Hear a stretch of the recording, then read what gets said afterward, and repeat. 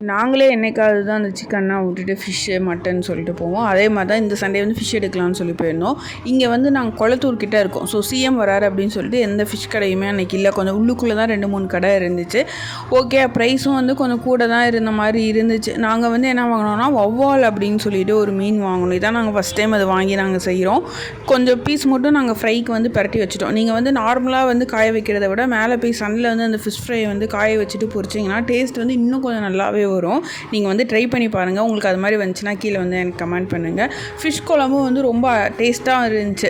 நாங்கள் வந்து எப்போயுமே சிக்கன் தான் எப்போயுமே செய்வோம். ஃபிஷ் இப்போ தான் ஃபஸ்ட் டைம் நாங்கள் வந்து ட்ரை பண்ணோம். ரொம்ப டேஸ்ட்டாக இருந்துச்சு. நல்லா சுட சுட சாதத்தில் அந்த ஃபிஷ் குழம்பு வந்து நல்லா கறி மாதிரியே இருந்துச்சு.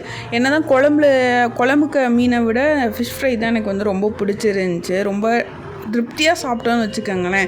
அதனால் நாங்கள் பிளான் பண்ணிட்டோம் நெக்ஸ்ட் வீக்கும் நம்ம வந்து இந்த ஃபிஷ் தான் எடுக்கணும் அப்படின்னு சொல்லிட்டு. எங்கள் சேனல் பிடிச்சிருந்தா சப்ஸ்கிரைப்